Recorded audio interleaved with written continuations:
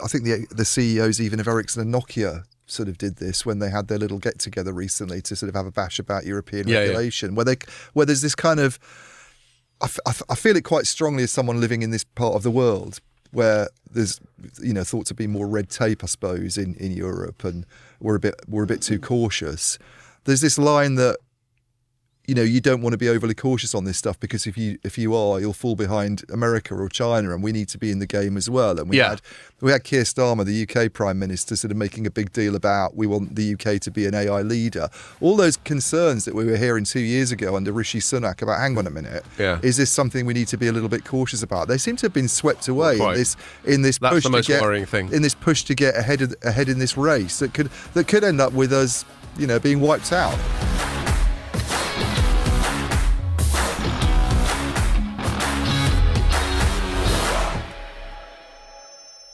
Hello and welcome to another Telecoms.com podcast.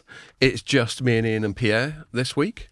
And the main reason I didn't book any guest in for this week is because I knew we were going to go out on the lash last night. And so as I've sort of sulked about on previous pods, I've been doing Dry January up until yesterday, but I knew I was going to stop it on the 30th because our friends at CC Group, who were on the pod a couple of weeks ago, they always do a sort of end of January pre-Mobile Congress piss-up, which normally marks the end of my Dry January. So I was quite grateful that they left it till late. Sometimes they've done it on like the 20th, and I'm like, well, that's my Dry January fucked, isn't it? So that was great fun, and thank you very much. Maybe they did it especially for that reason, Scott. They were thinking of me. Yeah. They worry about my health. I think you've done pretty well. I don't think that extra day really counts. You said at the start you were going to do it on up to the 30th, and you stuck with it. Well, the 30th is like a normal month. Because I think you've tried to do it in the last couple of years and not been very I've been a bit rigorous. shit, yeah. And then I think last year I didn't bother at all. I think I've done pretty well as well. I didn't intend to do it, and I've only drank 2 days in January, both times I've been with you. Oh, that's it. My excuse last year was my dad dying. So I thought, fuck it. I've got to get pissed in his memory. Yeah. But yes, no, I was good. In fact, just very quickly, musings on sobriety. Obviously lots of positives. I maintain, you don't seem to find it, Ian, but I maintain the quality of sleep's better. I certainly was aware of the shitty quality of my sleep last night when I woke up this morning. And just that sort of fatigued, encumbered feeling isn't there. So you've generally got a bit more spring in your step.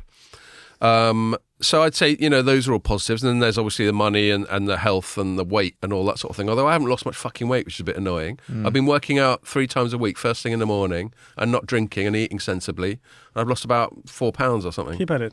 You lost about a stone, haven't you, Ian? Yeah. But then you got much better cardio. My cardio is a bit fucked at the moment, if I'm honest. Yeah, I get out of breath really easily. You just got to take it slowly then. Just go for long walks instead. You got your dog anyway. Yeah, well, I just got to build up.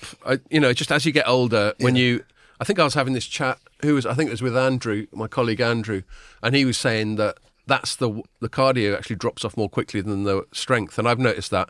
Yeah. I'm doing about the same weights as I've always done, and I can do about the same amount of press ups in a row, about 15, which might not sound like much, but try weighing what I do.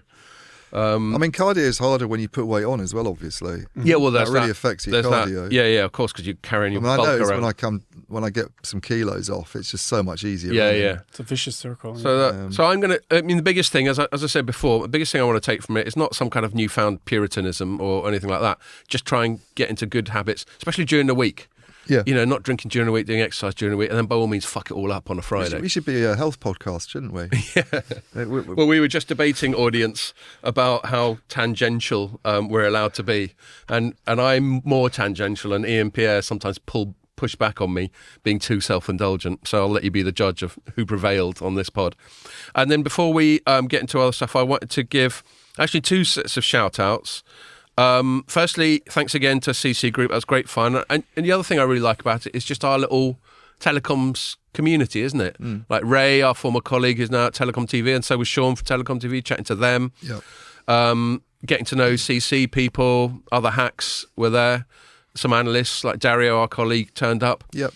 And it's just a good vibe. And it is quite a good little preview of Mobile Congress. Is it a bit smaller than last year in terms of numbers of people? Because I think the space they had was not the biggest. There's a couple of people that I'm not going to mention them because it's just a bit embarrassing. There's a couple of people that weren't there that I sort of expected to see there from titles. And right. Maybe they were there, and I just, because I got stuck talking to one particular person or something, I didn't see them. I don't know, and then they're gone. I'll let that person be the judge of how flattered they feel by your description of that engagement. And I wanted to just give a shout out to some other CC group people. I mean, there's ones that I know and like, and it's always great to see. Apart from Rich and Paul, I'm especially thinking of Adam and Katie. Yeah. So it's great to chat to them. Adam and I, we just get straight into cussing each other from chat one. He's great at the banter, and actually so is Katie for that matter. But then who else did I chat to? I got to know Zoe. Yeah. Hi, Zoe. And Holly. And Theo, who looks about 12. Sorry, Theo. Maybe you are. And Kareem. Yeah. I seem to remember Theo tentatively saying, your pod's a bit long.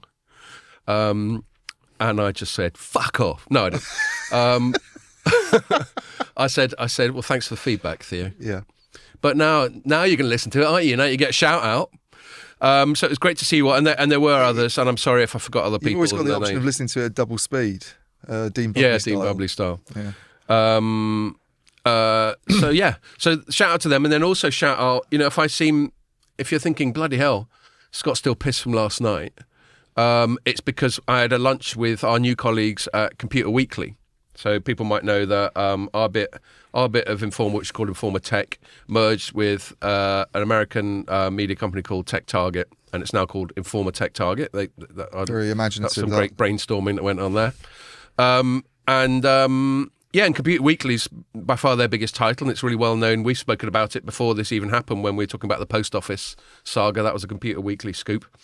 And so Brian and Joe Halloran, which we already knew from meeting him at other press events, and was it Liz and Caroline? Mm-hmm. Yeah. Hi, Liz and Caroline. I just about remembered your names. And others, but those are the ones I sat immediately around. So shout out to them, and it's great to have this expanded sort of set of journalistic colleagues that we can now hang out with. And then one last thing I want to do, shout out again to Jussi from last week, and he was talking about this long drink, and I didn't get to drink it because I was still on dry January. So I thought, but he left us this like 3/4 of a bottle of Bombay Sapphire. And so I thought, all right, we're going to have a long drink this week. So I got some Fever-Tree pink grapefruit soda. Ian bought the ice. Thanks, Ian. So I'm gonna mix us some of that. I'll see if I can multitask and talk while I'm doing it. I can do the city of the month while you do that. Oh yeah, go ahead, please. Thank you. So let's do countries actually. So pretty classic there: US, UK, and Canada. And the cities. First city is Montreal. Oh. And then the podium is Redmond. I like the way you pronounced it, though, like That's a proper Frenchman. The way it's supposed to. Yeah. Redmond, USA. That's somewhere in the Washington state. There you go. So not far. I'm going to make them quite weak, Ian, because apparently that's how they have them in Finland. Yeah, I kind of assume, because you know how the Nordics have got a reputation for hard drinking. Yeah. I kind of assumed they were doing them like half and half, like when Ray did those Cuba Libres. But Scott, what was the second city? Montreal. Second city. You're not listening. Redmond. And the third city... I got one, so I must have been listening a bit. The third city is Paco de Arcos in Portugal. Oh, what an eclectic mix. I know. Is what I would say. Town in Portugal, which is on the very, very south. Nice. Guess that's my one. Yeah. You looked like me with that beer helmet on. Yeah. Beer helmet. So shout out to these cities. Cool. Thank you, everyone. We love you. Right, thank you very much. There you go, Ian. Yeah. It's not a bad drink, actually. I like the grapefruit surprise. Is it supposed to be pink grapefruit specifically? I think Jussi was saying that's how they do it. That you can do it with other stuff, but the core one is gin and grapefruit because the ones soda. he brought on weren't pink grapefruit. I remember. Well, he had one. I think he slightly fucked up when he was buying them, and he slightly misread the labels on the San Pellegrinos he got, and he ended up with some stuff that he didn't want. Fever-Tree makes a blood orange. That's really good too. Oh, cool. What do you think, Ian? Yeah, it's good. It's all right, and I didn't make it too strong. It's quite sweet, no? It's okay. I mean, grapefruit's got a bit of a kind of tang to it, hasn't it? So I like grapefruit. A little bit of sourness there. Yeah. I like grapefruit flavoured stuff. I don't necessarily like eating grapefruits. They can be a bitter. bit. It's a pain in the arse, is what And it is. it's a logistical challenge. Especially at that time in the morning when you're more liable to get You're sitting there with a squirting spoon stuff in your eye. You went, do you know what? Just pour me a bloody glass of juice. What is this? I'm a busy man. Don't you know how fucking busy I am? What's that a quote from? I don't know. Team America. It was Kim Jong-il. Yes. When he was going, this is me doing Team America doing his accent, so no one cancel me. He's going, don't you know how fucking busy I am? Hands bricks. God, that's a good film. Right. So I'm a bit looser because I had a couple of pints with Computer Weekly over lunch. So here we are. I'll let our audience be the judge of whether they prefer me. You're a total contrast to your earlier form of the month. It's nice to have you back. Well, that is the biggest thing. Like on that, musings on sobriety. And I've obviously commented to you on this when we've gone to the pub after, and I can last till you've had about 4 pints, and then the difference between me sober and you a few pints in just becomes insurmountable. It's no criticism of you; it's just a fact. It would be the same the other way around. But yes, it's that looseness. I think also the tangential stuff, like the conversations you have when you're pissed, they fly around all over the place, and everyone's always talking over each other, and you somehow handle it. Whereas when you're sober and people are interrupting you and not letting you finish your train of thought, you get a bit tense and precious about it. So I'll admit that. Okay, what are we going to chat about? Look, we got to talk about DeepSeek, haven't we? This was the debate that I just alluded to earlier about how Telecoms-y it is. And I think, all right, it's not a core telecom story, but it's so big and it's so interesting, and it's pretty much all I've fucking written about this week. So that's why we're chatting about it. And you've written about it too, haven't you, Ian? I've written about the telecom relevance of it. he said haughtily. That's fine. You keep it on straight and narrow, and I'll weave around. I'll be like Trump. I'll do weave. And then we're going to talk about Nokia's numbers, because we spoke about Ericsson's numbers last week, so it's only fair, isn't it? Yeah. And they're quite interesting. There is actually a DeepSeek link. And there's a DeepSeek link, yeah. Well, only because I sort of invented it with a question I asked. This is the same bloke who gets all puritanical. He's spamming all his headlines with DeepSeek. And then, we'll see how it goes. I might talk a little bit about Meta sucking up to Trump. Mm-hmm. We might talk about Samsung's numbers that you wrote about this morning. Well, I think we could talk about those a little bit in the Nokia within the Nokia section. segment. It's adjacent to it. Now that we've got the 3 big kit vendors outside China that sort of serve the okay, West, so it's appropriate to mention we've them got as well. a nice sort of way of judging how they all did against each other on the 5G side, where they all play. Mm. Oh yeah, I could get used to that. I know, I can see it's going down quite quick. Get used to that long drink. Kind of a short drink with you. Yes. Well, we could do with bigger glasses, couldn't we? Yeah. Well, that's again why it's sensible to make it weak, because this stuff doesn't taste like it's got booze in it, and you could just end up necking it like a can of Coke. Yeah. All right. Pierre's starting to have his "can you just get the fuck on with it" body language. All right, I will. All right. So let's just get straight into it then. Do you think that's enough for opening bollocks, Pierre, or shall I string it out a little bit more? 13 minutes, yeah.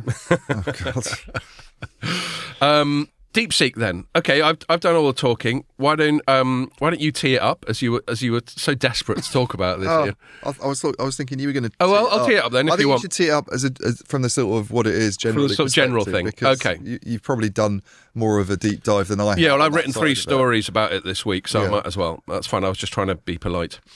You know what I'm like. So everyone will know this, but DeepSeek, it's an AI model of Chinese origin, and it's been around for a little while, but a new flavour of it was announced actually over a week ago, like a week last Monday, and no one really reacted for about a week. There was this sort of weird delayed reaction.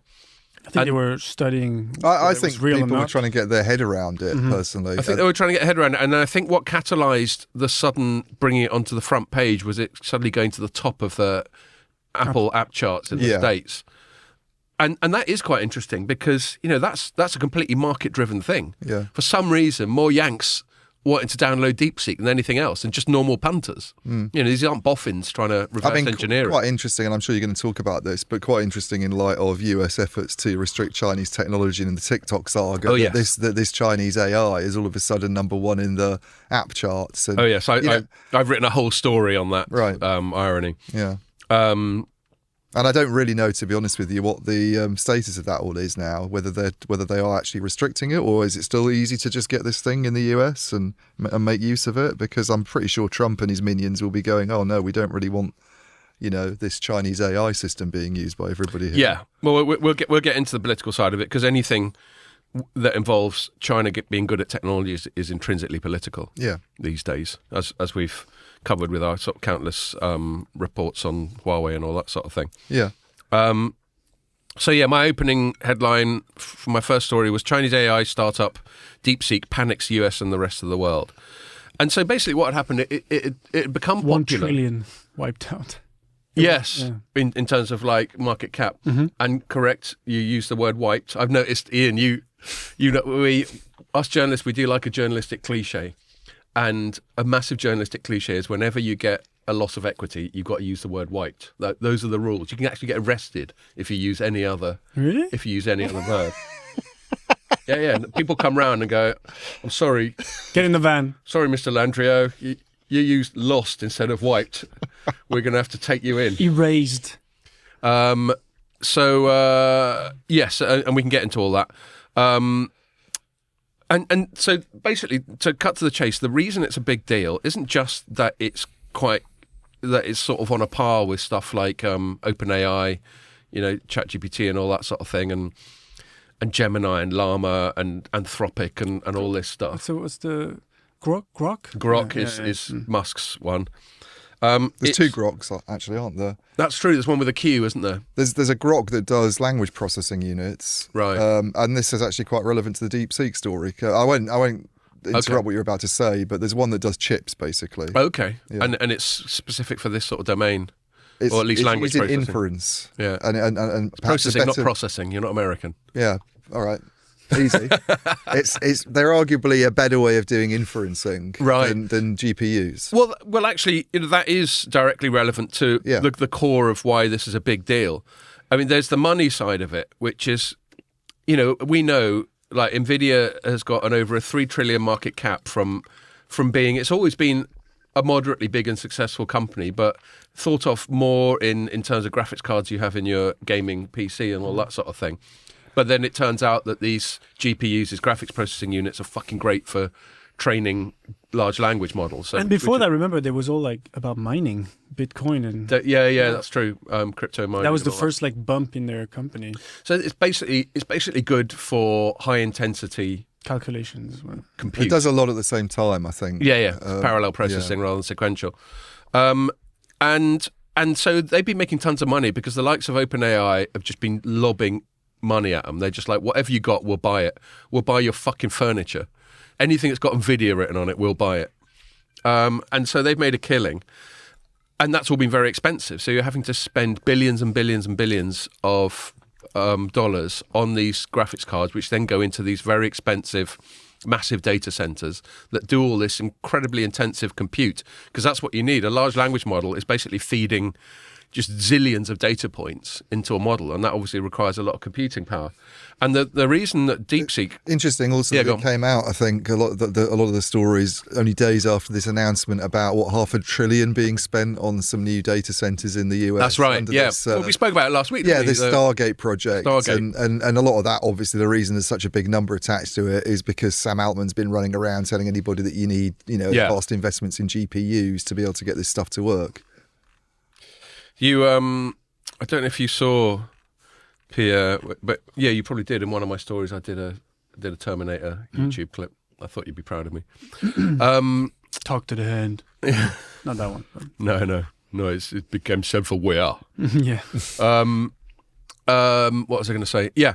So the thing that DeepSeek seems to have done is it's come up with an equivalent level of performance at a fraction of the price. That's what's really shut everyone up, and that's what made NVIDIA's share price go down the toilet and wipe loads of value off its market cap. Energy companies too, because it's energy companies, and as I'm sure Ian will touch on when he desperately tries to steer it back to telecoms.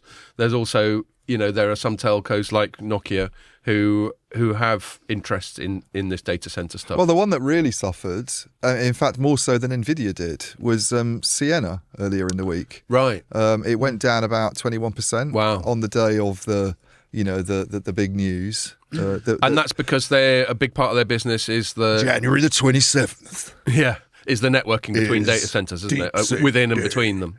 Yeah, so it's the same. I mean, the implication, obviously, of this super efficient DeepSeek model the Chinese have come up with is that you don't need as much processing power. So if you don't need as much processing power, then you don't need to spend all the money on the data centers, and you don't need as much investment in InfiniBand, which is Nvidia's kind of connectivity technology inside those, but as well things like Ethernet products, which is and then the optical equipment that you might use within a data center or between them is also affected, and that's very much an area that Ciena's in. Yeah. So I think specifically why Ciena went down so much more than anybody else kind of in that game is, I mean, they've made a really big deal about this being their key kind of growth opportunity. And I think they're boasting something like a 50% market share in sort of data center connectivity. Yeah. So it's... And as we were chatting about on our little chat group that we have, I think Pierre initiated the conversation about to what extent that AI is a bubble. Yeah. And we agreed it's not like the dot-com bubble, which was much more speculative, and people just went mad. But there is a sort of speculative bubble in there's assumptions that AI is going to be more ubiquitous, yield more profits, and all that sort of thing than is necessarily justified right now. So it's speculative in that way. And of course, anything that's associated with a bubble is going to see its market value increase as the bubble inflates.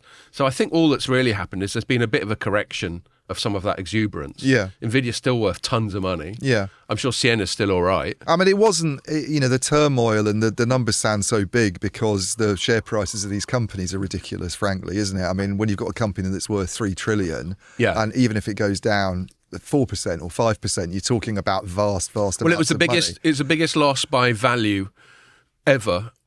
It was double the last biggest loss by value, which was also Nvidia. Yeah, well, and yet it was still only, I think, if you look at Nvidia over the last 2 weeks or something, it's probably down 11 or 12%. And it's not like, I don't know what it is that you could probably look at now on your computer. Finance now. But it's not like everybody's saying, oh, Nvidia's finished. No, far from it. Which I think, I have to say, some of the early reporting I thought was a little bit... it was a bit hysterical, really. I think some of it was sort of suggesting this is. They mostly recovered. Everyone, they're mostly recovered. And do you want to know? I've just looked it up. Right. Nvidia this week is actually up 1%. It's up 1% in a week. It is. Yeah, but I'm just looking at it. Yeah, because they already went down from Monday. That's the thing. Compared to Friday, they did. Yeah. If you look at it on a 2-week basis, maybe, or a month basis, and see what it is on a month. You can usually do. But I thought it was the Monday when it went down. Yeah, but. So I'm saying it's totally recovered from that loss on the Monday. Right, okay. If that's what it's showing you, I'm sure you're right. I mean, they did bounce back. So on Friday, they closed at 142 on Friday night, for 142. And okay. Oh, so no, you're right, Pierre. Yeah. So is the pre-market trading between Sunday and Monday? So, yeah, exactly. Okay, yeah, I stand corrected. They're not there yet. I stand corrected. So then for the month, Nvidia's down 6%. Yeah, and they recovered somewhat from the lowest on Monday. Yeah. And I think there's been, it's not like people aren't going to need NVIDIA's GPUs anymore. I mean, even the worst case scenario for NVIDIA, let's say, is if we take all this as at face value and that the Chinese people behind this have come up with this sort of super efficient model. The worst case scenario is that you don't need as many, GPUs. You still need some. It's not like there's a lot of other people in this game doing GPUs. They're still going to sell a lot of GPUs. They're still going to... I know there's some speculation about Huawei actually comes into this, because I think there was some reporting that Huawei's GPUs have been used for running R1, which is the reasoning model, which is the one that's more of an inference thing. That they've actually been using Ascend chips to do that. Let's go back to a recap of why this is a big deal, because I'm sort of learning on the fly about how AI works. And so I understand that a lot of the investment in infrastructure and a lot of the money that ended up making NVIDIA a $3 trillion company was what they call training. Mm-hmm. So that's the basically just hoovering up all the data in the whole world and lobbing it into the model. And as you were just saying, Ian, after training comes inference, and that's where you query the model and get it to deliver useful answers to your questions. And that's actually less compute intensive. Mm-hmm. And one of the things I sort of learned, I feel like I'm forgetting it already, probably not helped by me being back on the booze. Well, DeepSeek used some of the works that ChatGPT did. Well, yeah, we're going to come to that. So they have two models, I think. One's called V3 that came out a few weeks ago. It's R1, which is their large language model. That's the one that you would sort of train. And then they have this thing called R1 that came out more recently, which is called a reasoning model, which sounds like a slightly different thing, where you kind of break a problem down into component parts, and it sort of explains to you what it's doing as it goes along. And I think some people asked it about Tiananmen, and it sort of went, well, this is what, and then it kind of corrects itself and goes, I don't really want to talk about that. Well, put a pin in that, because that comes into the politics side of it, obviously. But yeah, I installed DeepSeek on my Android phone, and I said, I know, now I'm... sorry, John. I can't believe you did that. I don't care about the Chinese aspect of it. It's just, no, AI, Scott, come on. You know what you're doing. Yeah, but I only did it so that I could write my story and put a screenshot at the bottom of my story. As it's research, I'll allow you to get away with it. And I asked it, how does DeepSeek R1 work? And then and the screenshot I've got in my story is like thought for 24 seconds. And this is the thing I find most interesting, both fascinating and dystopian, is the concept of it thinking. Yeah. And that's what seems to have really changed. Firstly, it's transparent about its thinking. So it takes you through its reasoning before it gives you its answer, i.e. how it's bouncing around and how it's weighing up various things. But the thing that I learned, and I'm going to butcher this because, AI is not a source of it's not my expertise at all. But what I really learned is what's really disruptive about this model versus what people like OpenAI and all that are doing, apart from the cost, which is the single most disruptive thing, is that this thing sort of teaches itself. It builds on its own findings. Distillation. Yeah, no, distillation is a different thing. Oh. And we're going to come to that. But basically, I've probably got this wrong, but let's just run with it anyway. What I think existing models do is they're constantly querying back the large language model as they refine their answer, whereas this one just builds like a Jenga tower, and it comes up with something, and then it refines that thing and refines and refines and refines, but it doesn't have to constantly go back to the LLM. And so that's what makes it more efficient. That's kind of what I think I learned. Anyway, but the really interesting about it is just how much it shat everyone up. Yeah. And it shut everyone up on two fronts. One is like business and economics, as we've already covered. It's like, oh my God, we've just been spending all these zillions of dollars, and now they can do it. I mean, it was something like 5% of the price. That was my point. They said they spent $6 million, right? Yeah, billion. I don't think. No, DeepSeek spent $6 million, and the equivalent on ChatGPT was 180. Yeah, I mean, they're talking about as a fraction of how to do a certain thing. It was 6 million, and if you did it, like you said, on ChatGPT, it would be 10 times that much, let's say. Yeah, but my point was like, what if they had spent 600? What would be the AI? Yeah, or is there a diminishing return? Yeah, or is it not possible? Yeah. You know what I But mean? I'm not. This is one area where I think the reporting's not been that great, and it's all a bit unclear what's going on. Is this 6 million? There's a lot of people saying, well, they've actually ignored a lot of costs that you would incur when you do that, and it's all very well. It's like, well, let's just ignore the fact that we got a load of GPUs that China had picked up before sanctions came into place, and we'll just ignore that bit. Well, and the other thing to bear in mind, did they really do it? This is the thing. Without wanting to veer into xenophobia, the Chinese government has a massive incentive to inflate these things and make them into as big a deal as possible. We breathed and it happened.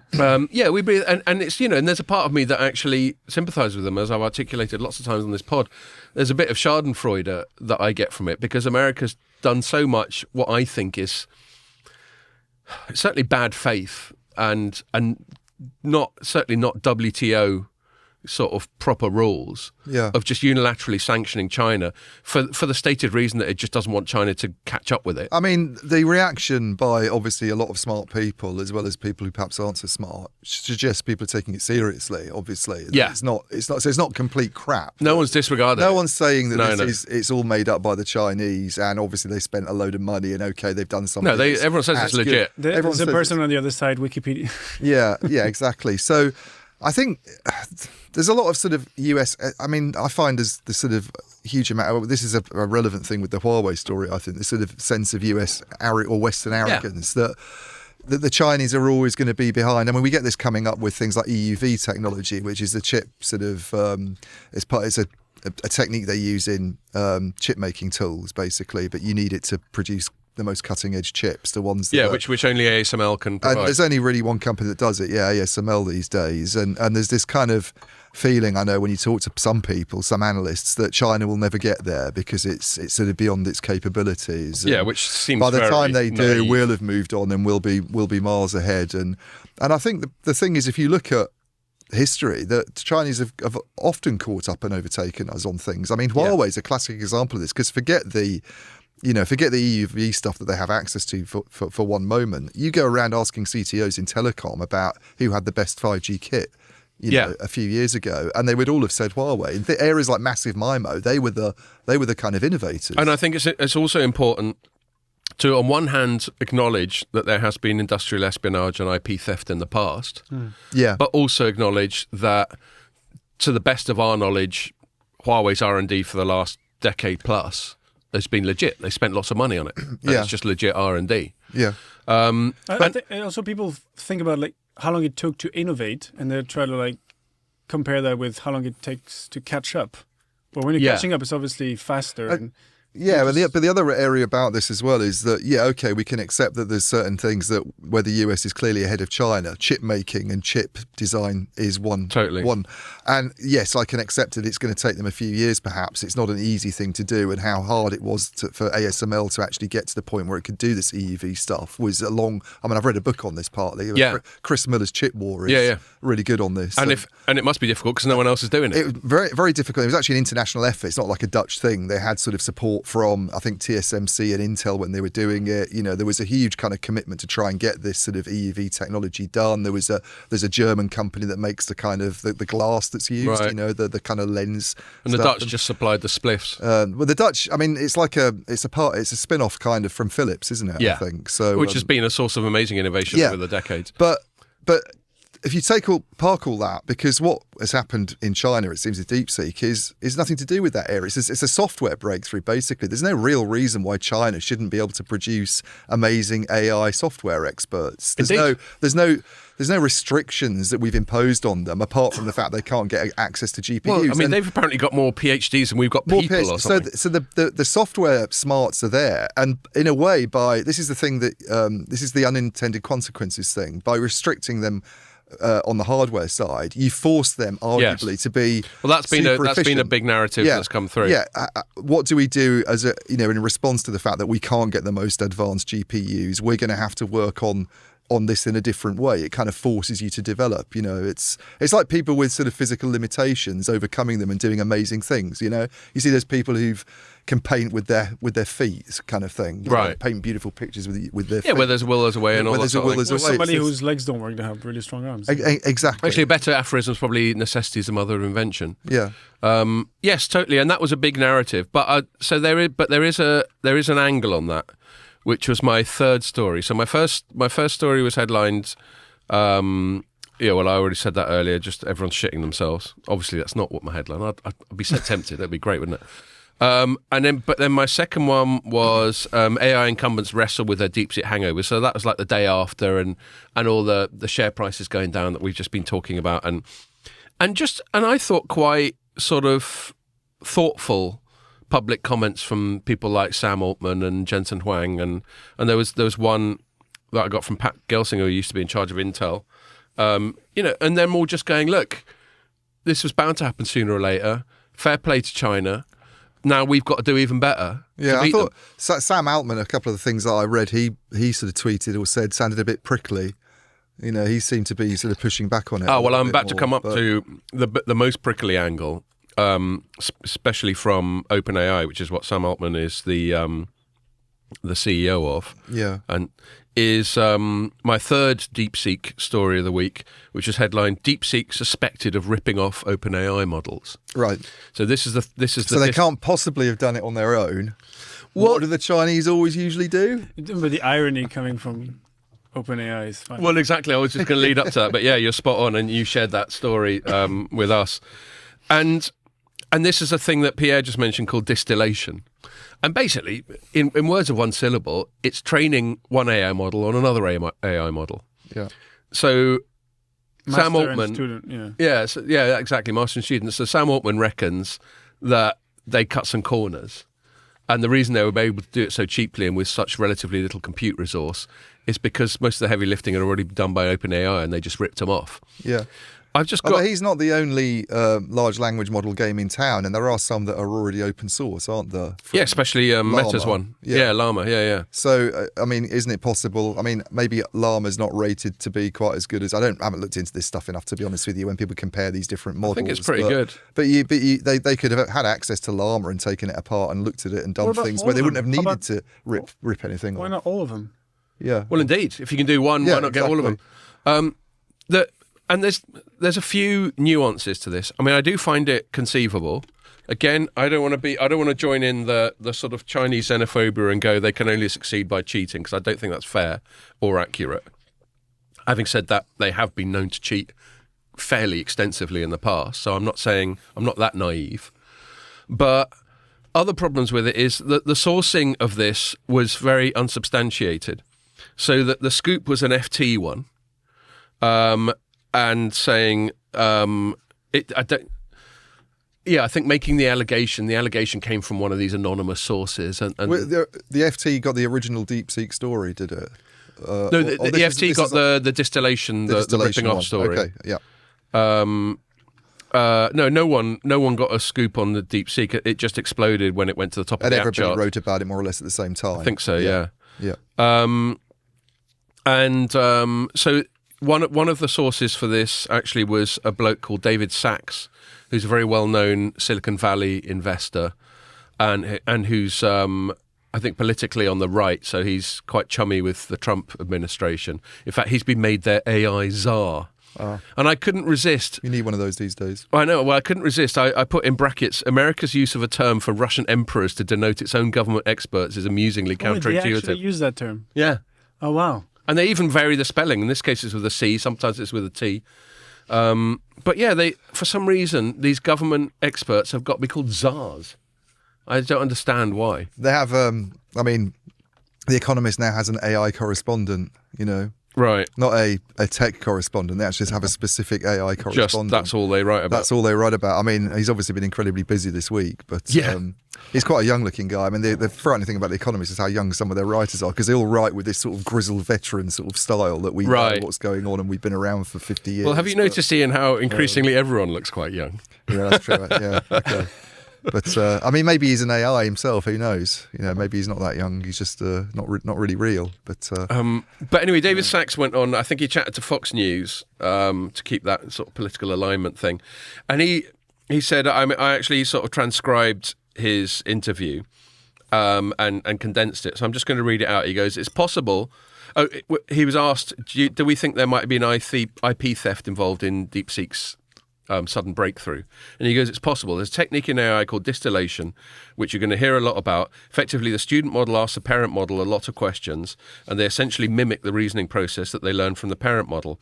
And there is substantial evidence that DeepSeek distilled the knowledge out of OpenAI's models, and I don't think OpenAI is very happy about this." And then there was an FT piece where OpenAI again anonymously went, "Yeah, we reckon they'd done that," but no one's actually presented hard evidence. What one of the funny comments I saw on that is like, "Hey, they did what we did." Well, exactly, and so that's what I'm leading up to. I mean, a few people have made that point. So, one controversy about all large language models is that they're deriving their input from publicly available stuff. They're basically plagiarizing. Yeah. And so, as Pierre's just pointing out, lots of people have gone, "Oh shit, did someone plagiarize you? That must really suck." Yeah. Sort of thing. And so there's that. And then there's the fact that I don't see how you can avoid this distillation. It seems inevitable. I don't see how. It's obviously against their terms of service, but what are they going to do? Sue DeepSeek? I mean, the future Microsoft did is... say they noticed some weird activity on, like, in the past few months. I mean, they need to get used to this, because if you know what the future is, it's a world of these AI agents all sort of learning from each other. Well, exactly. That's kind of what I was just leading up to. And the complaints at the moment are, Scarlett Johansson getting in a tizzy fit because they've sampled her voice, or some author getting worked up because they've written something that's kind of similar to his style. I mean, in the future, they'll just be copying each other. It'll be AI learning from other AI. Well, exactly, and people won't be generating any content at all themselves, and it'll just be this circular thing. It'll be it would be very, very bizarre. So if these if these allegations are correct, Skynet thing, I embedded a Skynet video that Can you imagine like there's an event and it just consolidates all into one within like minutes. I mean, I could see something like that happening. Maybe the AIs, if they do get closer to this AGI, holy grail, they kind of decide that the best thing for them to do is to all merge and become one sort of super intelligent AI. But it's all quite scary. I mean, you was talking about the people freaking out about it from a business and regulatory perspective, but there's the other. I don't know if one of the others that you were going to say is just this. I mean, you had your own experience of using it, obviously, the R1 reasoning model, and it looking like having someone sit down to you and sort of explain their argument and how they arrived at an answer, and it's quite human in a way, isn't it? In a way that I think the experience of ChatGPT perhaps wasn't quite so much. This idea that you can see it thinking. It's similar to the ChatGPT moment when it came along and everybody's like, well, what does it mean for us in the future? I think even more so now with this. And I've been dubious about this whole concept of artificial general intelligence as something that's really that attainable. But when things like this happen, it does make you worry a little bit more, I think. Yeah, well, I mean, I kind of led up to that. And by the way, I'd just be slightly distracted because I found the piece where I embedded the Terminator clip. Well, I found the piece where I embedded the Terminator clip and it's been replaced with another clip and I didn't do it. Well, maybe that's AI. This is what we're getting into now, Scott. It's this world of You're like, Scott, this AI shiftiness. Better. Well, it's funny you do that voice because it's been replaced with a Trump clip that I've embedded further up in the piece. It's all very strange.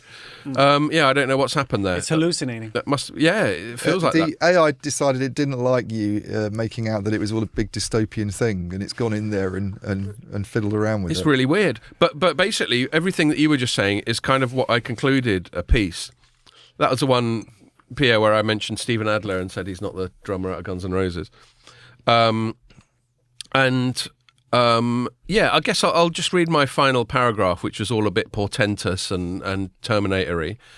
I said, this is reading myself back, as with conventional arms races, any potential negative consequences, this is basically just to frame it, because everyone got so worked up about this, it gives everyone all the pretext they need to try and progress AI with total abandon. Yeah. Because any worries about safety have got to be disregarded in order to beat the Chinese. It's very much like the arms race is a really good analogy. Yeah. It is like a nuclear arms race, this, I think. It is. So except people aren't worried enough about it, I feel. Well, I fucking am. I know you are, but I don't. I think this is one thing that gets glossed over in a lot of the mainstream coverage. Did China rip us off? Do we need as many GPUs? So we've got to double down to make sure we beat Let's them. look at the bigger picture here. What are we going to end up with if this kind of goes towards its ultimate conclusion? Totally, and that was my justification for putting that Terminator clip in, which has strangely turned into Trump, which I've got to get to the bottom of after this.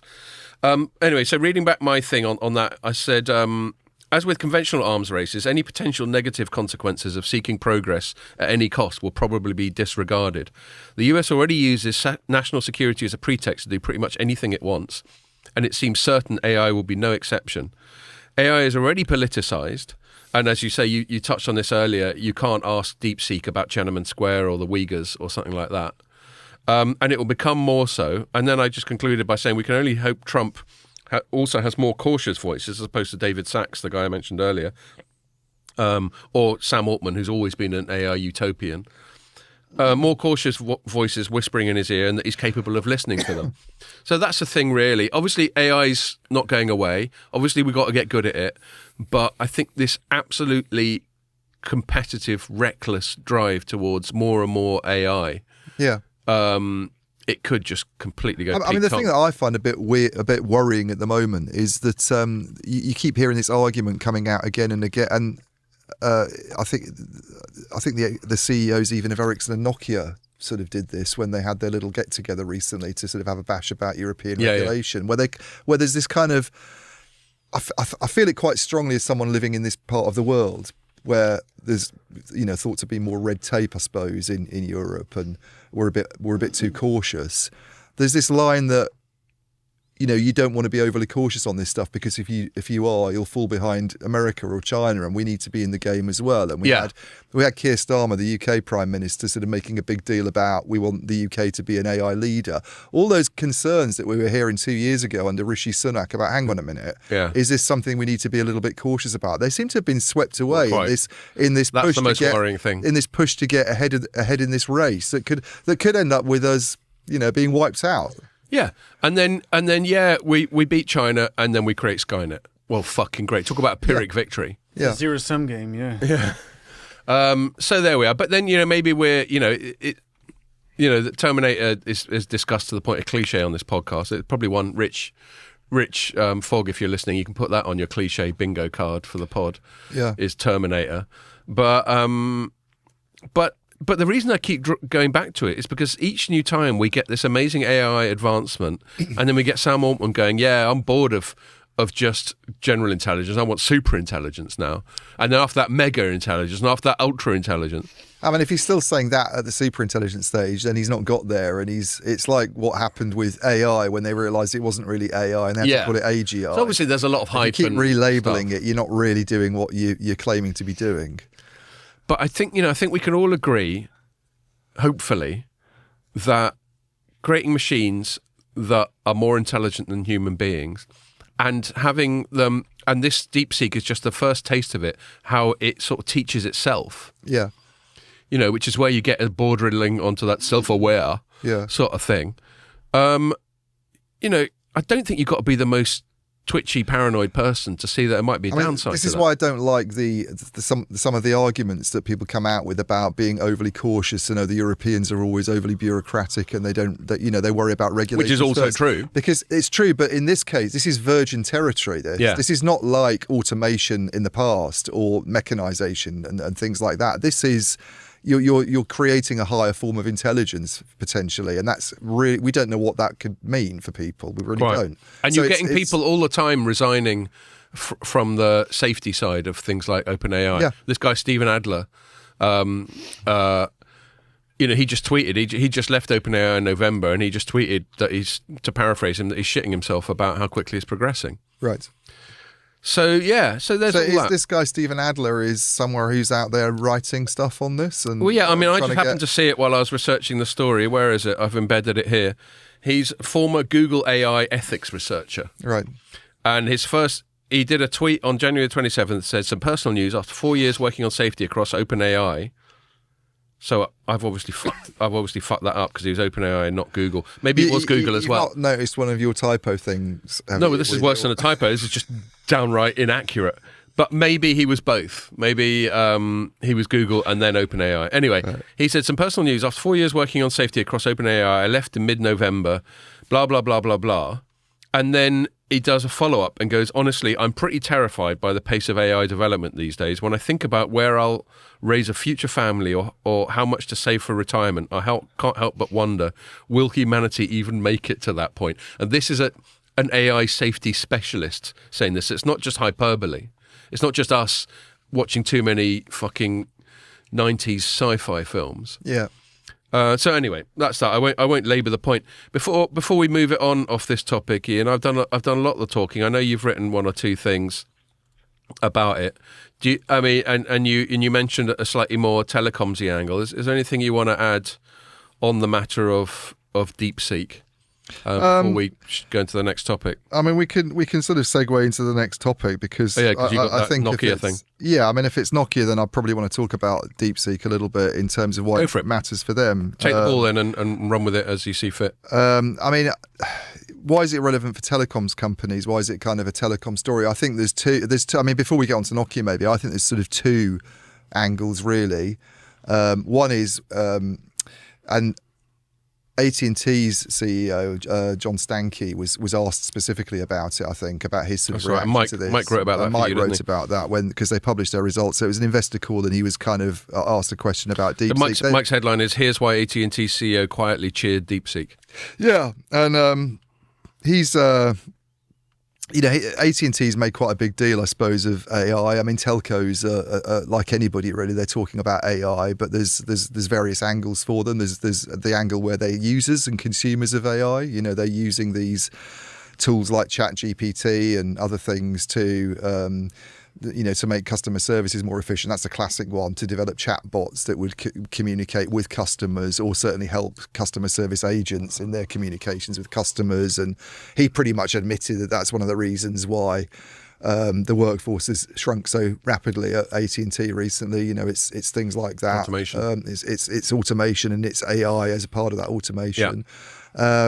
And then I think that there's the telcos. Can they make money from AI themselves? Can they kind of be sellers of AI to some extent, or position themselves as people that can drive revenue growth from it? Yeah. Be part of the food chain. And so I think what he was saying with DeepSeek is, and expressing some optimism about it, is, going back to this angle about it being a more efficient technology, and one that doesn't require as much processing power. Well, that's for people who are consuming it. That's lowers the barrier to entry. It lowers the barrier to entry. So we might not. For one implication of this, and I think one of the reasons why Nvidia's stock went down is, do we necessarily need Nvidia? These GPUs that Nvidia does have been regarded as you have to have these GPUs if you're going to do AI, and even with inference, perhaps you need GPUs. I think the notion that it doesn't have to be a chip with that much processing power has opened up the possibilities. I think Intel's call was yesterday, and I think even they were talking about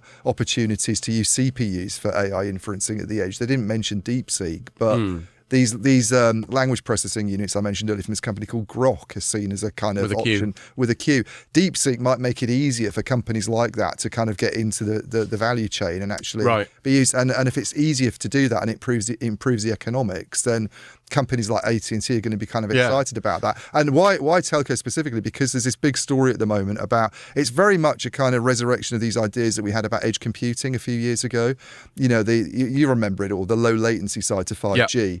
That if you put if you're hosting applications closer to the user, basically, so not in these big giant hyperscaler facilities. There's less distance to travel. There's less dotted around a country.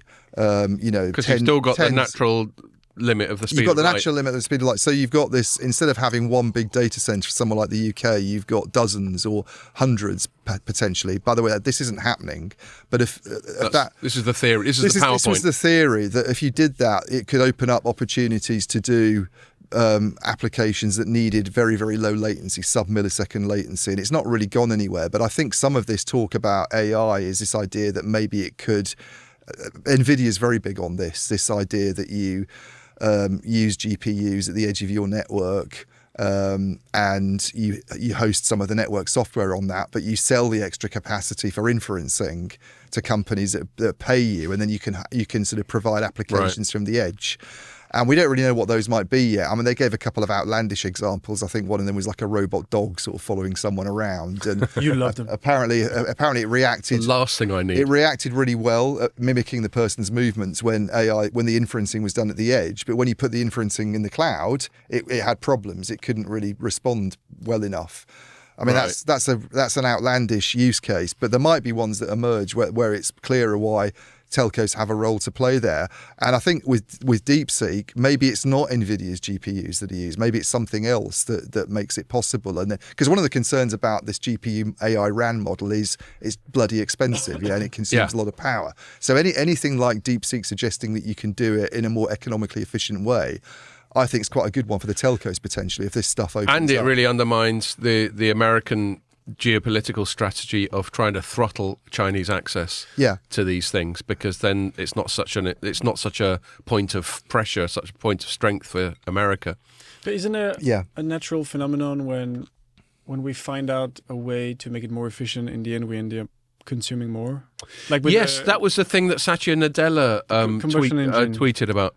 Another thing that's been distracting me is a bunch of my embedded tweets and my stories aren't coming up, which is making me sad. I'll see if I can click through on it. Like the cars these days consume way less. Here we are. gas than- I've been able to click through on it. So Satya Nadella, who's the CEO of Microsoft, said Jevons paradox strikes again. How do you spell that?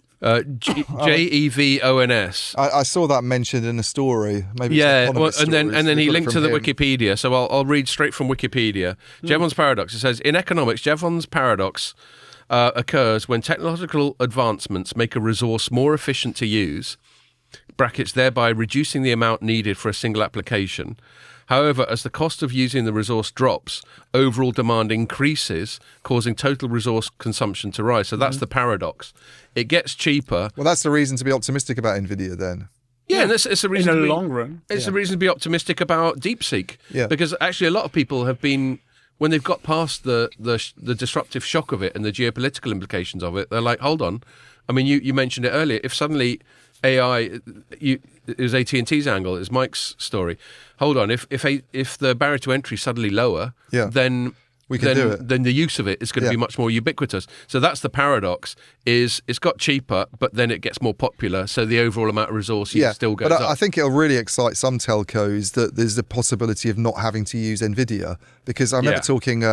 And I'm pretty sure this is on the record. It was on the record, so I can say it. Last MWC a year ago, Orange's CTO, quite new CTO. He'd only been there for a few weeks or even a few months at the time.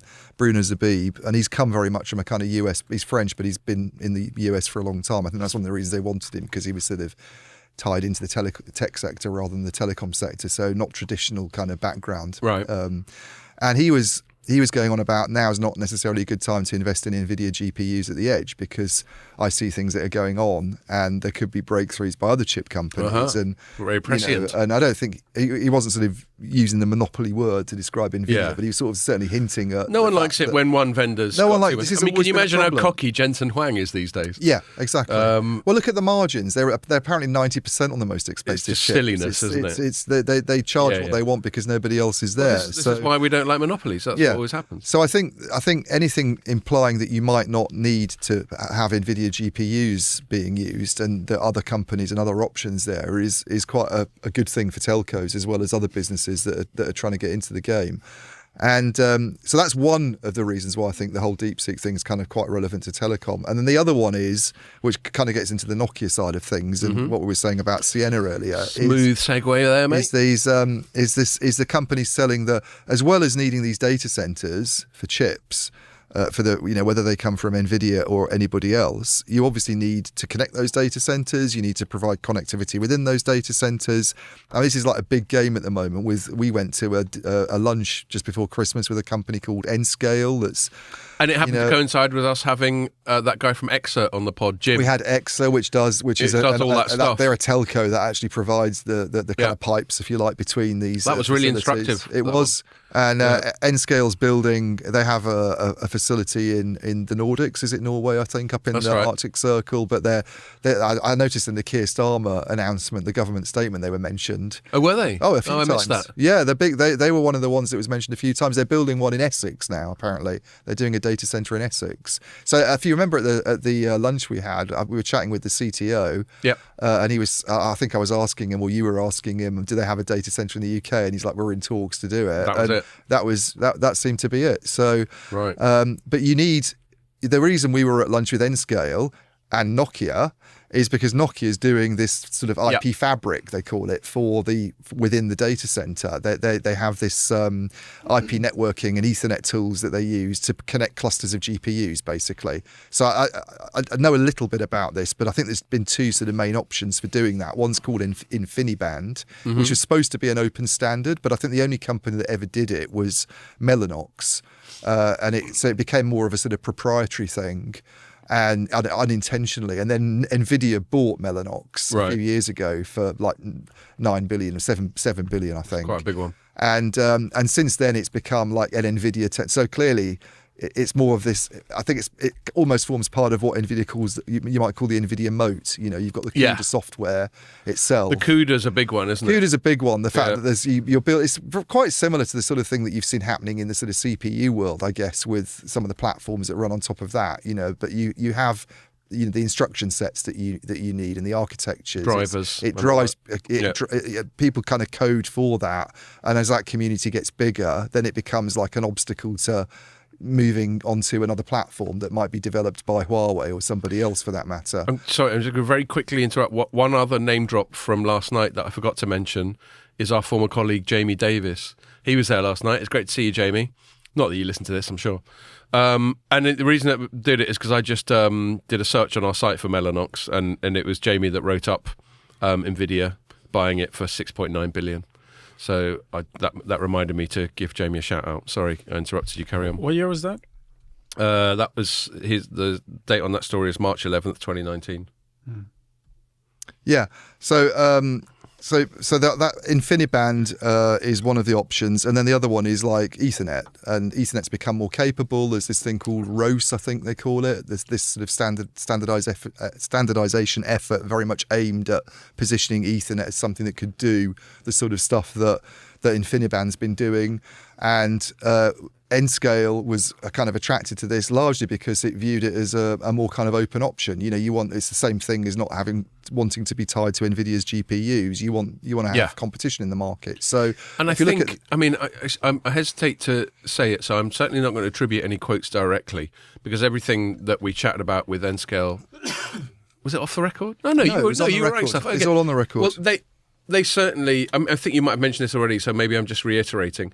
But yeah, they certainly indicated that being too reliant on one vendor in that space isn't ideal. Totally. And I think if you look at the analyst, I've got hold of a couple of analyst reports that came out like last year, kind of forecasting InfiniBand versus Ethernet as kind of options for doing AI data center connectivity, and they very much see Ethernet being the dominant technology in the next few years. Yes, I remember that coming up, and I always thought, hold on a sec, hasn't Ethernet been around for about 30 years? It's an older technology, obviously, but it's still good. Yeah, well, I think, as I say, I think there was this. It's called ROS. I can't remember exactly what it stands for. It's something over something Ethernet. Okay. I can't remember the exact acronym, what it stands for. It's obviously really catchy.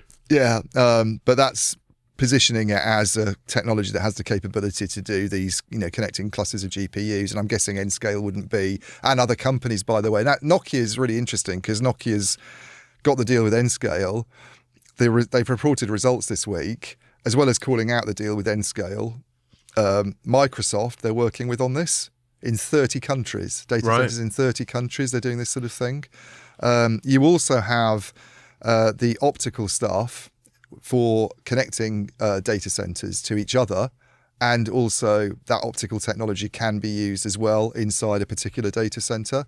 And interestingly, I think last June it was Nokia made this big offer for, I think it's about $2.1 billion for a company called Infinera, which is kind of seen as the main US sort of alternative to Ciena. They're the other big kind of optical equipment player. So it's a big strategic play in that direction. It's a big strategic play. So you've only got a few companies that do this kind of thing. Huawei's one of them. Well, you can't use them anymore outside China, really. It's not allowed. Ciena would be the kind of market leader if you take Huawei out of the mix. They're the really big ones. And Nokia's justification for buying Infinera, and those are the other two big ones, by the way, Nokia and Infinera, but they're quite a bit smaller. If you put them together, it kind of boosts their standing against the others. And it was very much a kind of, we need to scale up. We need the additional smarts that Infinera has got. We need their presence in the US.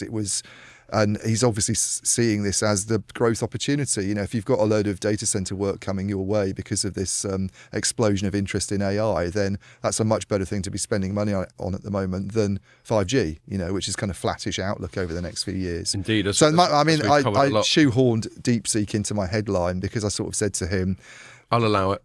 What do you think of the reaction to DeepSeek? You said Nokia CEO undeterred by DeepSeek eyes an extra $1 billion from AI. I'm going to quickly pause it there because I'm going to invite you to drill down into Nokia's numbers. Yeah. As I threatened, having had a couple of pints over lunch, I now need to have a quick break. Right. So if you don't need one, why don't you mix us another long drink while I'm doing that? Okay. And then we'll talk about the Nokia results. Yeah. Shall we go back? Yeah. Right. Okay, and we're back. Yeah. Like, hopefully some intermission type cinema music. A bit of Girl from Ipanema or something like that. So Nokia's results were pretty good, I think. I'm going to struggle to remember all the numbers off the top of my head, which I sometimes do. But I've got your story up if you need any help. Yeah, I mean, they were up in the fourth quarter, I think. And they reported a really good operating margin of about 19%. Which I remember him saying was apparently the highest operating margin they've had for about a decade, since 2015. And the reasons for the sales going up, and by the way, they're down for the full year because they've had a pretty torrid time in mobile, particularly. Yes. Where they've lost this deal with AT&T to Ericsson. I mean, everybody knows about this by now, but that's obviously had some impact on the mobile networks sales, and there's not a lot they can really do about that. It was such a big deal. Accounted for a big chunk of mobile sales. It's not been a great time in that market anyway. Especially since, in case we think that it's all just one-way traffic, non-Chinese companies aren't really allowed to operate in China. Totally. And it's not been a good time for the 5G market. It's gone down massively in the last couple of years, and it's flattening out now, but it's not really a kind of big growth opportunity. But after a lot of recent damage, that's kind of partly responsible for the kind of sales hit they saw last year. But it was up in the fourth quarter, and the sales increase is mainly to do with this other big unit they've got called network infrastructure. Yeah, and that's what houses internet protocol networking, as well as optical, and as well as fixed access. And I think all three of those grew. And optical, I think, or maybe IP networking was up at a really impressive rate. I've actually got from our coverage was written by Nick Wood. And he's done a screenshot of their segment breakdown. And network infrastructure was up year on year 19%. I mean, that's really good, yeah. Cloud network services was up 8%. Nokia Technologies, which is their intellectual property bit, was up 84%. But that's just a weird thing. They probably just got some big deals coming. I mean that's partly the reason. By the way, just to mention quickly, the Nokia Technologies is part of the reason the profits did well. You look at the net profit movement. Well, they nearly doubled. It's pure profit. It's pure profit. Yeah. Actually, the gross margin. See, it's just 100%, 99.8%. There we go. I was just going to challenge you to get it to one decimal point, and you knocked it out of the park, mate. Yeah. And then contrasting to all of that is mobile networks that were down. Actually, it could have been worse, but the was it only down 1% for the fourth 1% or 2% constant currency. Yeah.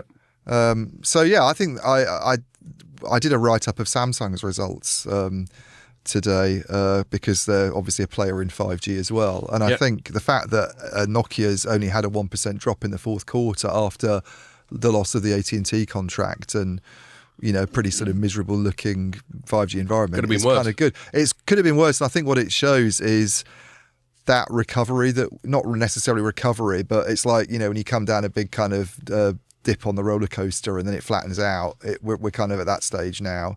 And it's just probably going to stay that way, I think, according to Del Oro. And I also thought, I didn't write this up, so I'll defer to you, Ian, but I also thought that Nokia's numbers looked a bit better than Ericsson's, and one of the reasons they look better is because their risk is more diversified. Yeah.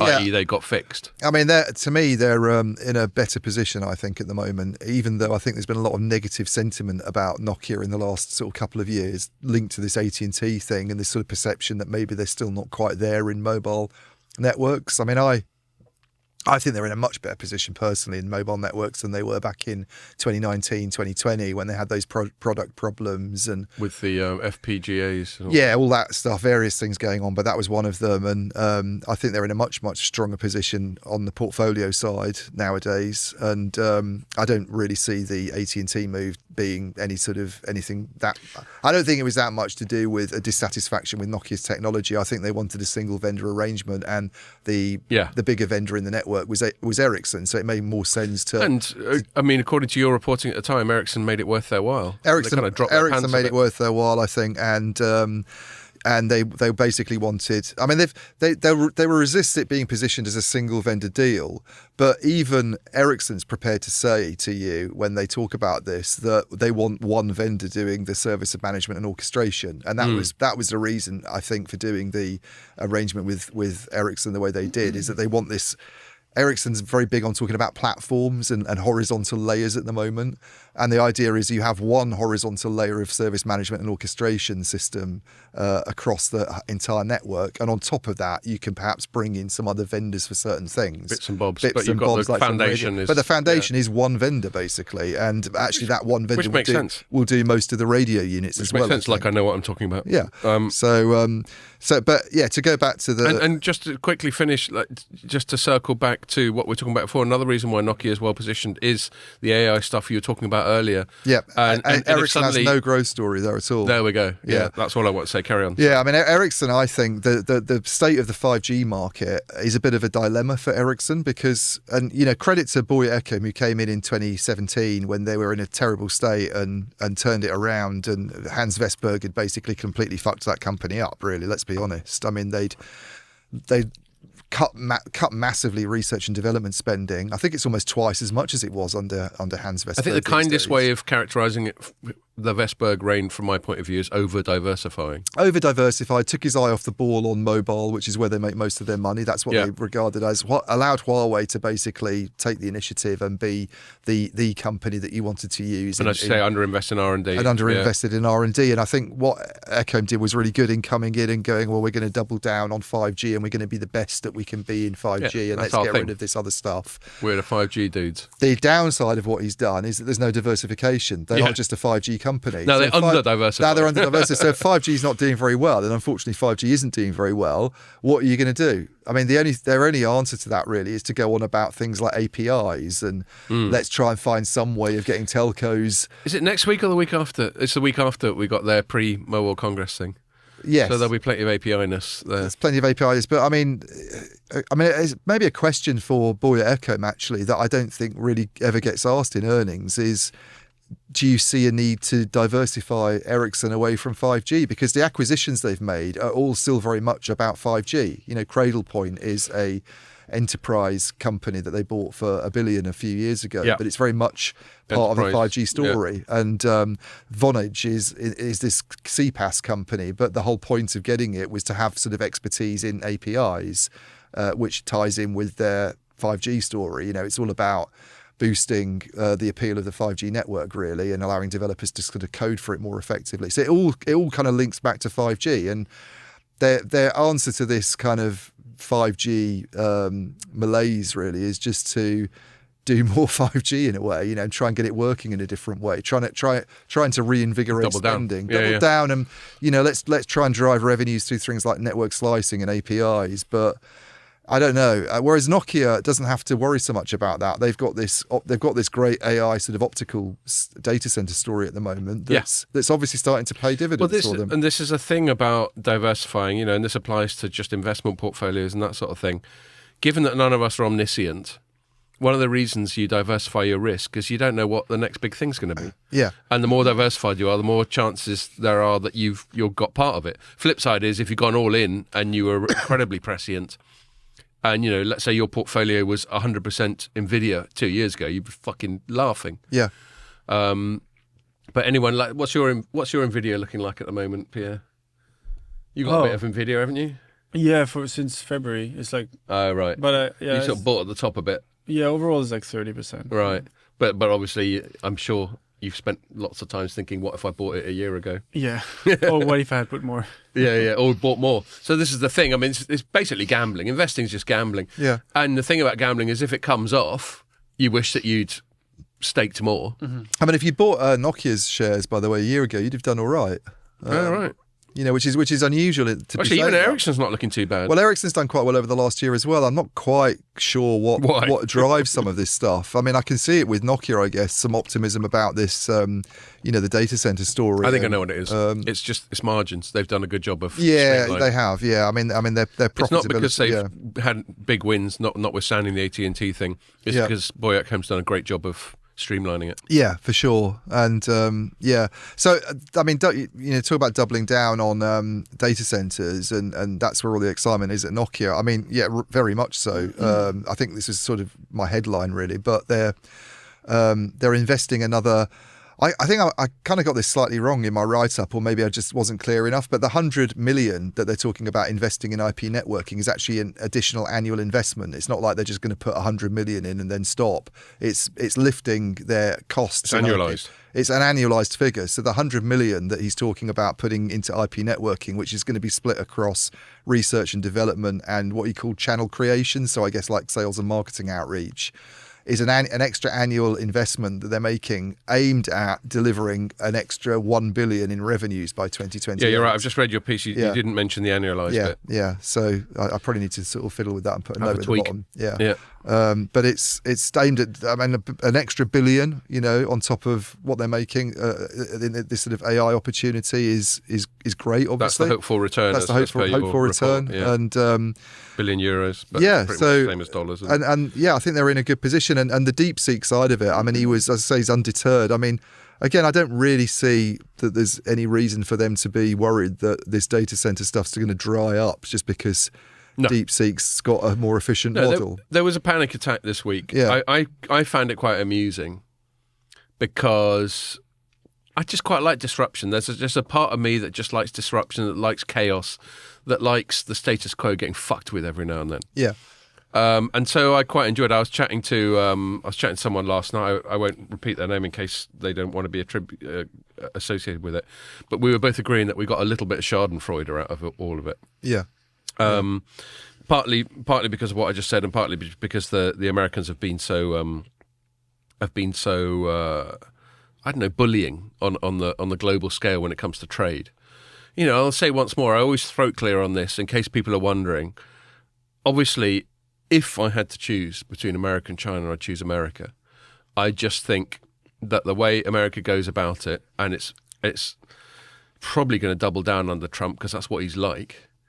The way America goes about it, I just think is breaking the rules. Yeah, it's basically saying we can do it. And some of the podcasts I listen to, like the more I don't know, America First types of people I might listen to on podcasts. Someone like Ben Shapiro, who's a well-known right-wing commentator in the States. They're all like, America, fuck yeah, all the way. They're like, we got the money, we got the guns, you do what you're fucking told or we'll shoot you. And it's like, no, that's not cool. I don't like that. Yeah, no, it's... I mean, it's accurate. I'm not saying they can't do it.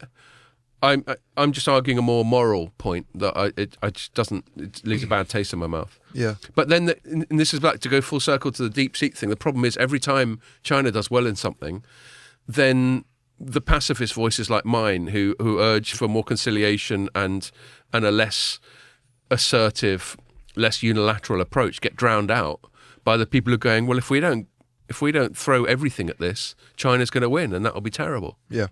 Yeah, anyway, totally. Yeah, we've already been over that. And I think you're probably going to want to move it on to the last section. Yeah, but if you've got any more to say about I was just Nokia. going to say a little bit about Samsung. Oh yeah, sure. Go ahead. Yeah. So they reported their results this morning, I think, our time, and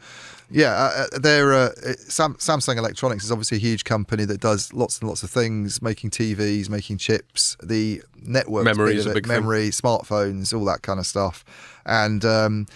So why would we talk about it? Because we don't really cover those things. They also have a network. And we know business. how puritanical you are about it being telco-centric. Yeah. But there is a networks division, Samsung Networks. They're like very significant because they're sort of really regarded as the alternative. A recent client win for our mate CC Group last night. Yeah, this is true. But they're they might not be too happy with my coverage today. But have you had any feedback?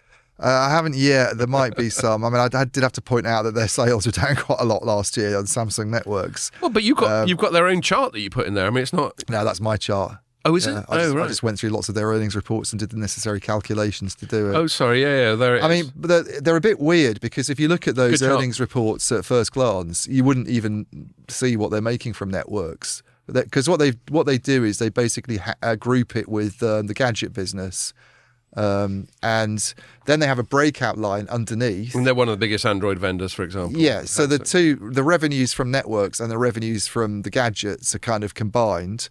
And then the next line in the earnings report shows what the gadget business makes. So you basically take that away from the main line and you get what networks is making. Right. Is that the basis for your chart? Yeah. But your chart, just so you know, obviously people can't see it, but your story is headlined: Samsung Networks sales fell 25% in 2024, but 5G outlook improves. And then looking at your chart that you've just described, your methodology, there's a broad downward trend. Yeah, for revenues at Samsung Networks. Yeah, and if you total it, it's on a quarterly basis, I think, that chart. But if you add the bars up to get annual sort of figures, and you were to compare last year 2024 with 2022, they've halved since then. Yeah, and looking at just anecdotally looking at your thing, it looks like 2024 is still even worse than 2020. Yeah. So it's a worse year for at least 4 years. So their performance in a shrinking 5G market. Now you might think, one thing I should say maybe that I probably didn't point out in my story is that the percentage changes look a lot worse when you're a smaller company. Yeah. Yeah, it's more volatile. Yeah. So, but they've done pretty badly, even if you compare them to Ericsson and Nokia, the incumbents. I think Ericsson overall last year, its mobile networks business was actually. Maybe it wasn't up, but it wasn't down that badly. I think maybe 8%. And I think Nokia was something like a 21% drop with that AT&T loss factored in.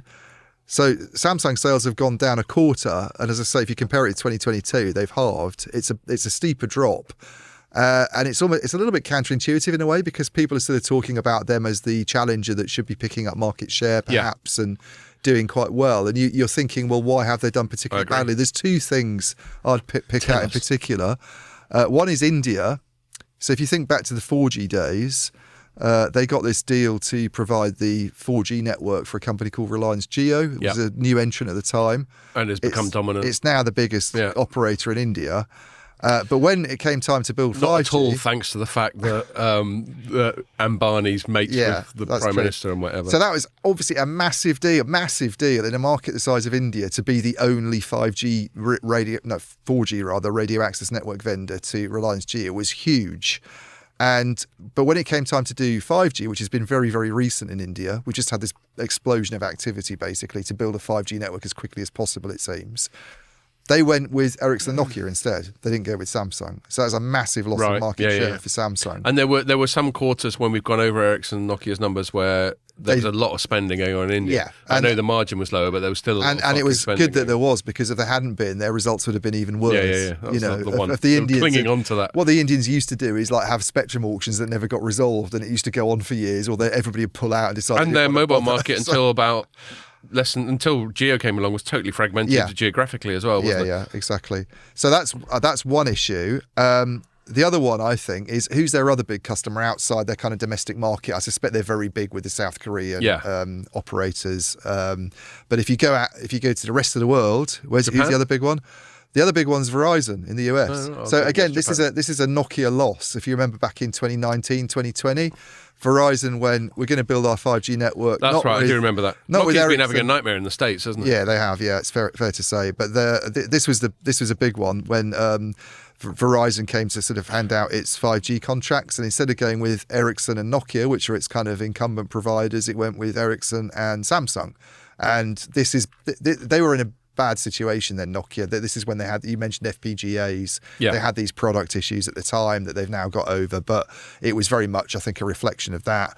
And they went with Samsung. Massive, really good deal for Samsung, obviously. It's a huge company, and a bit like Jio in India, in a very profitable market.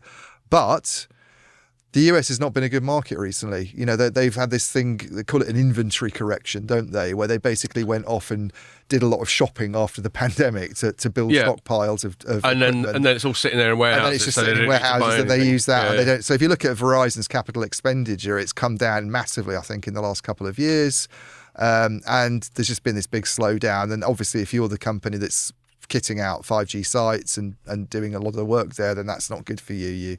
So I think they've probably been hurt by that, and they've not really advanced in Europe, where there's been a lot of talk about Huawei replacements, but actually most of the work really seems to have gone to Ericsson and Nokia rather than Samsung. The only real exception has been Vodafone, which has given them the work in the UK, and also in Romania. And this is why I think one of the reasons the outlook's improving, as my headline said, was there's this big tender that's due to be announced. I understand it from sources that tender's now been decided. Sources. that the results are known. They just haven't sort of published them yet. Right. So we can probably expect some kind of news announcement in the next few weeks on that.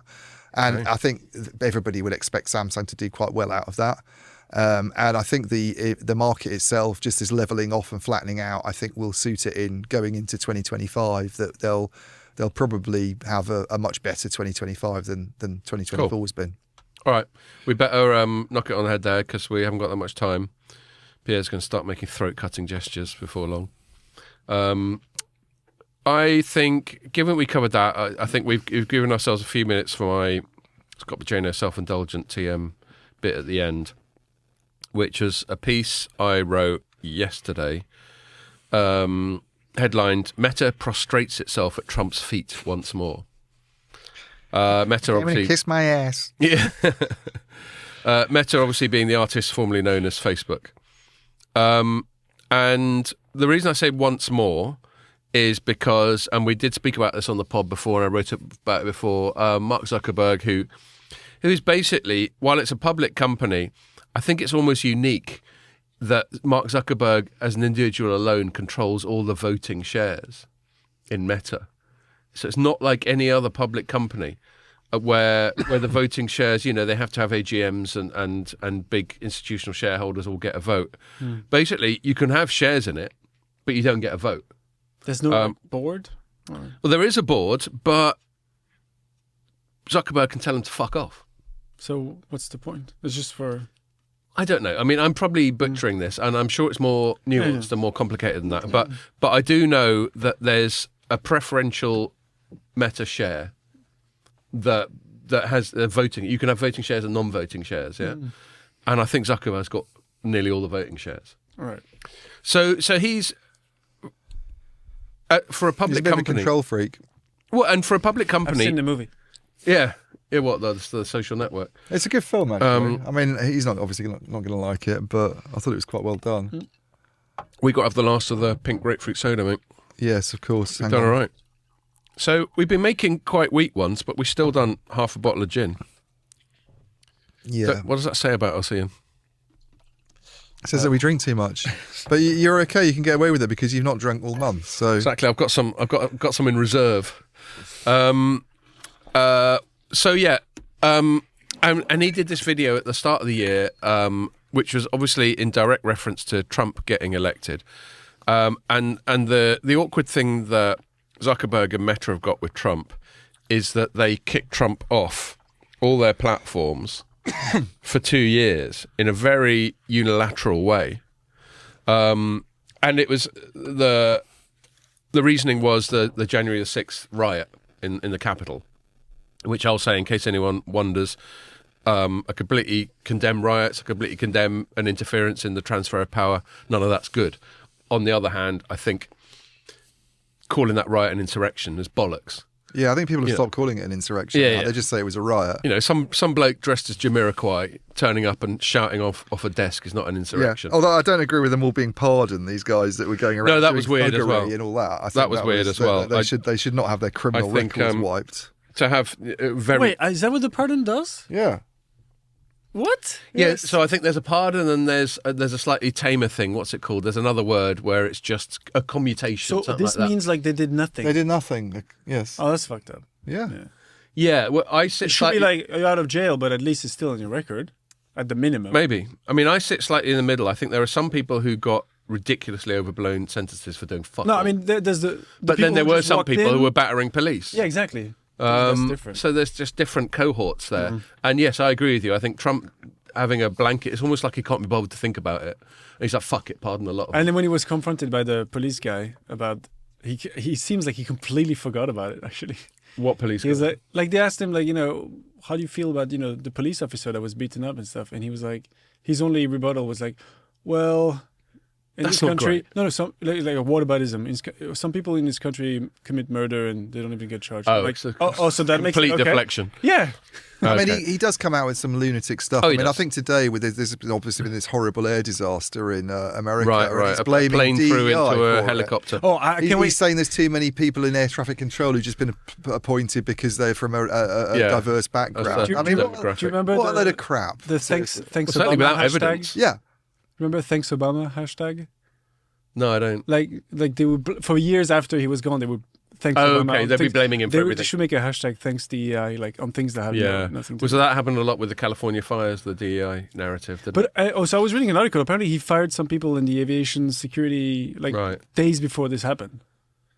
Trump did. Yeah. Oh, so it could be on him.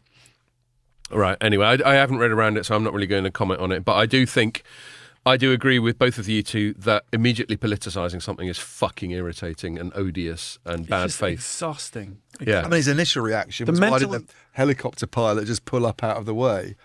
And then now he started blaming... Why didn't he not fly into that other thing? Now he started blaming DEI recruitment for it. I mean, quite offensive, actually, given what's happened, I think, personally. Yes, no, it's out of order. And you're completely disrespectful to people directly affected by it. No, I agree.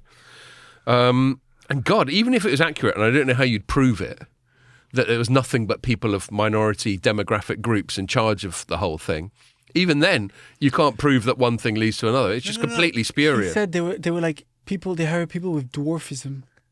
Is that what he said? Yeah. Yeah, he did. Oh my God. And then so the Jon Stewarts, they were like, oh, do you think like they can't reach the controls or something? Like, is that what you're really saying? That's just anyway. Let's not He's dignify. a terrible bloke. Well, do you know what I mean? This might come up because we've got a future guest coming up who I know has got an agenda to talk about Trump's effect on the telecom crowd. That's what they want to hear. They want to hear that. As with most things, I try and be sort of compulsively nuanced, and obviously everyone knows Trump's failings, but then I try and look at some of his policies, and there's a lot of it I like. So anyway, I won't go any further than that. But yes, the particular thing you guys are telling me, which I've just heard about for the first time, my reflexive reaction is that's bullshit and he's a twat for saying it. So this is relevant to my story. Meta prostrates itself at Trump's feet once more. And so I was just framing it earlier to say earlier on in the month, Mark Zuckerberg had done a little, basically what was effectively like a video announcement, almost like a video press release, where he'd gone, right, we're going to make some changes.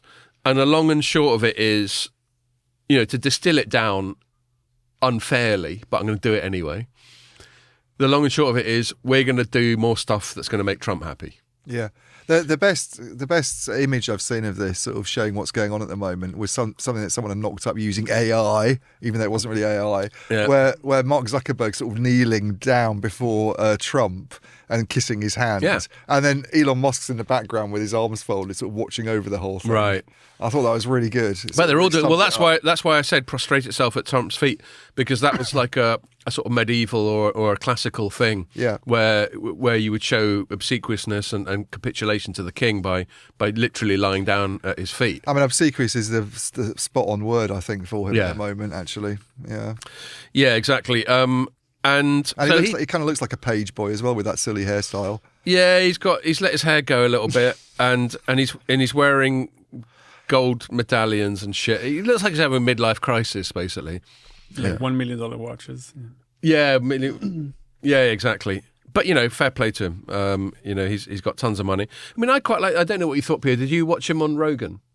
No, I couldn't. I didn't want to. Oh, I actually didn't think he came over terribly. There were a lot of omissions, and a common criticism of Rogan, which has some validity, is that he doesn't push back very hard. But I think, at all.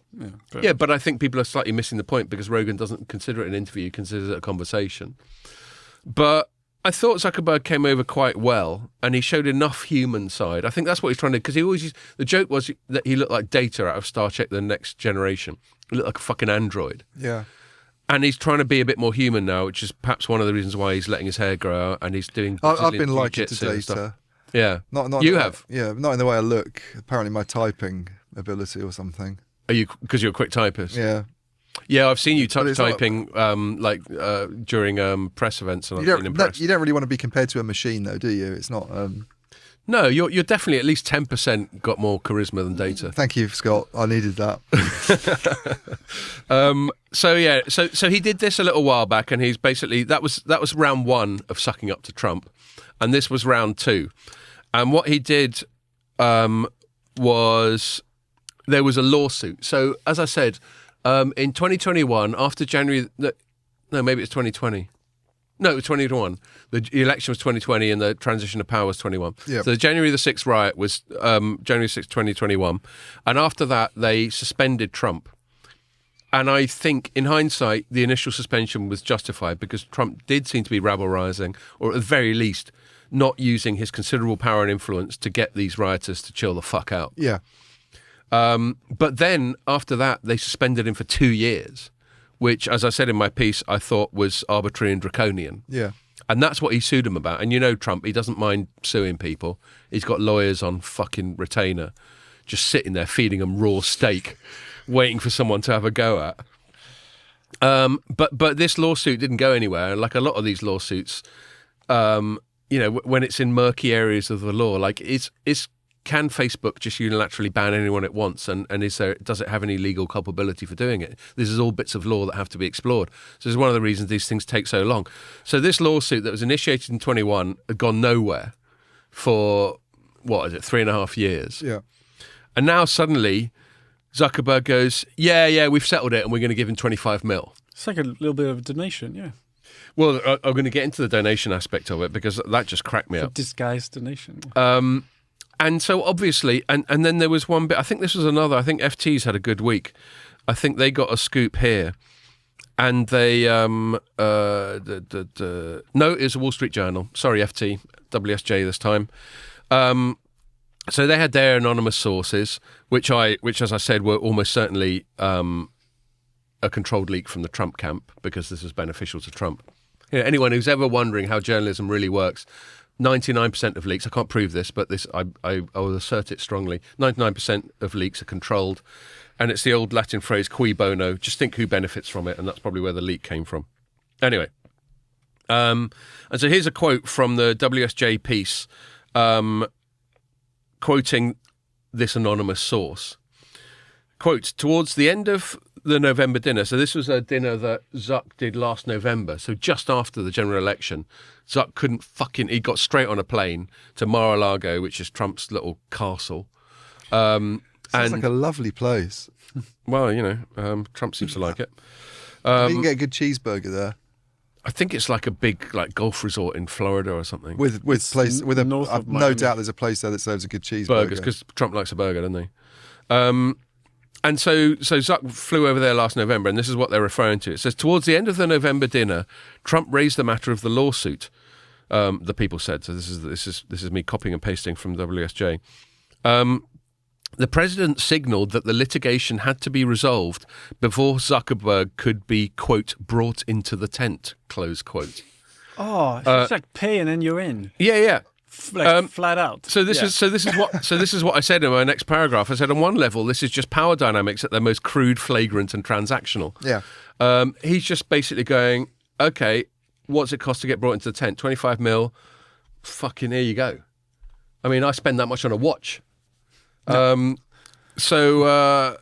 that's interesting. And the other thing, to your point about where the money went, and again, this is all the WSJ reporting. Of the 25 mil settlement, 3 mil of that was to Trump's legal costs, and 22 mil of it is reportedly going to something called Trump's Presidential Library. And as I said, sort of sarkily, I was just feeling really sarky throughout this whole piece. I said, who knew he was such a voracious reader that he's got to spend 22 mil on books? Whereas actually, and then I went and researched it, and I linked to it. The Presidential Library is actually just a sort of weird cult of personality memorial to how fucking great that president is. Right. So it's all just like stuff he did. It's very aggrandizing. So it might as well be a golf course. Yeah. And as I said, it's essentially an extension of his ego. And then I said, sarkily, and given the apparent dimensions of that ego, 22 million will probably just scratch the surface of what Trump has got in mind. Yeah. Because, Trump's someone who creates whole towers with Trump written on them. Maybe a water slide? Yeah, but that's one of the most unappealing things about Chicago, I seem to remember. Right. Is that you go to the centre of it where there's water, and there's this enormous tower with Trump written right at the top of it. But apparently he just licensed his name. He doesn't really own that tower. Yeah, he doesn't. Right. But it's just quite unappealing to sort of be in the city centre. Why would you buy that licence? What a fucking weird thing to do. Imagine being in the centre of Madrid or something and there's a big building with Trump written on it. It would just put you off Madrid for life, wouldn't it? Vegas is the same, the Gold Tower. Exactly. But Vegas, that's the one place where you expect things to be shiny and over the top. It's like distilled Americanness. Yeah. But yeah, I take your point about that. So I just thought that was hilarious. But then I also made the point that apparently Ren Zhengfei's favourite city is Vegas. Yeah. Interesting. He's the founder of Huawei. According to the book House of Huawei, he loves a bit of Vegas. He went to Vegas and just thought it was beautiful and sort of fell in love with it. I find that hard to believe. Which people would, well, I think, one of the things she was getting at there was Vegas is all fakery, isn't it? Yeah. And obviously the and ostentation and fakery. Yeah, that's what it's known for. And I can't fucking stand the place. Well, China has what's Huawei sort of accused of? It's ostentation and fakery. There you go. China has a replica of like Paris somewhere, a deserted city. Yeah, I mean they're all into building this kind of stuff. So. Tell you what, if you ever want to get depressed in a sort of geopolitical competition way, some of the civil engineering in China is just off the charts. You look at I don't know, railways or bridges or stuff like that. They do some mad stuff there. Yeah. So yes, the more positive thing, apart from this donation to his ego fund, is I said it sets a potentially important precedent when it comes to the rights of users and of internet platforms. So back we were saying earlier, do you have any rights when you're on Facebook, or can they just nuke you unilaterally? Yeah. And this is difficult for Depends who you are. This is difficult for a hashtag libertarian like me, because in principle, I'm like, yeah, well, it's a company, it can do what the fuck it wants. But there does come a point where a company's so big and so ubiquitous and so influential that I think it is right and proper for there to be some restrictions on their I've not behaviour. looked at Meta's performance for quite a long time, like financial performance, but I'm amazed that they're still doing well. They just had their quarterlies. It's a ridiculous amount of money. But who Is that uses $700? Nobody uses it anymore. No, but Facebook is only a sliver of it. It's So everything. it's WhatsApp. Instagram, but they don't make. But I think Facebook's WhatsApp, still a big part of its WhatsApp, they revenue. don't make any money from, sure. right? WhatsApp, they don't really make any money from WhatsApp. No, they don't really monetize WhatsApp. How? Business. Maybe they've got an enterprise grade version. I don't know. I can't imagine it's very much. No, I don't think that's a big earner And for them. Facebook itself is only used by people who are 80 years old to post their holiday in photos. our Western bubble. Or Scott when he goes for a walk with his dog. In our It's Western almost the same thing. Yeah, but the thing is that we don't know. What if it's like enormous I'm so in touched Malaysia? you remember. In Malaysia, where they have like 400 whatever million people there, and it's in our Western bubble. It seems like irrelevant. Jesus Christ. Meta is at by far its highest stock price ever. God, I'm stunned. I really am. It's just clocked today. It's just gone over $700 per share, and it's got a market cap of 1.77 and the bizarre trillion. thing about that is this is post the whole metaverse thing. The metaverse has been a dud. That was their way of almost shoring up their stock price and going, well, we've got exciting things coming down the pipeline, and anticipating that the days of social media via Facebook were over. And they've almost given up on it all, it seems. And yet they're at the highest level they've ever been. I don't get it at all. I really don't. I don't know the specifics, but they do have a big AI venture of some sort. Well, I know they've got this Llama, but that's an open source model. It's like they're not monetizing. They've invested a lot in data centers. They actually invested a lot in data centers initially for their big metaverse transition. Yeah. And that's turned out to be bollocks, at least for the time being. Yeah. But I think they've been quite clever at pivoting that resource and using it on AI. I just want to say something to make Pierre cry. So, share price at $700. Yeah, had you invested? Yeah, so... when it IPO? What do you think the share price was, Pierre, on November the 11th, 2022 of Meta? $400. 113. Oh, my God. So if you bought Meta... well, that was 3 years ago. Yeah. 3 years ago. Yeah, that's I know, crazy. but that's six times. 6 times as much. Well, when it IPO'd, it was at 31. I know, but I know. But a 6 times increase in 3 years is pretty fucking because remarkable. it did deep. It went to like 350 in 2021, and it had a massive dip. Exactly, and that was the bottom of the dip. That's why I was looking at it. Anyway, I'll quickly, because we're running out of time, I'll wrap up this thing. So the positive thing, I think, is they've had to settle for unilaterally chucking a bloke off the platform. And maybe that sets a precedent that they can't just unilaterally chuck people off. There's got to be some kind of due process, some kind of rights for the individual. Flip side is they're settling with Donald Trump. If they chuck you off, Ian, they're not giving you $25 million towards your ego. You don't have fund, his lawyers. No, exactly. They're not. Yeah, exactly. And they should be doing, because I should could be. use it. And I wouldn't spend it on a come bloody in handy. library either. No, exactly. I'd spend $1 of it Just on a book. I'd spend it on some good gin and related things. Good gin and pink grapefruit soda. Get a good pro bono lawyer, and then we can get it. So that's it really. I just thought it was really interesting, just the power play side of it. Yeah. Trump's come in, and say what you want about him. There's something very alpha about him. He comes in, he fucking shoots from the hip, and he sues people, and he says, "If you fuck with me," like, did you see that thing with Colombia? You must have kept an eye on that and neighbouring to Venezuela. Oh, okay, well I'll tell you very quickly. One of Trump's big things coming in was that he was going to get rid of a bunch of illegal immigrants. Oh, they turned the plane around, right? Yeah. That's right. So he's going to get rid of a bunch of illegal immigrants. I'm not going to get into that now. It's quite an incendiary topic. A lot of people feel strongly about it one way or the other. But that's what he promised to do, and he started doing it. And he started with, or at least this is the claim, with people who are actual criminals. And to be honest, I think most people would think if you can deport a non-national who's an actual criminal, that's fair enough, isn't it? Yep. And he tried to do that with some Colombians. This is the claim. I mean, I don't know how solid this is. And then they were flying over to Colombia, and the guy in charge of Colombia right now is a bit of a touchy-feely lefty apparently, and he just went, no, we're not having him for whatever reason.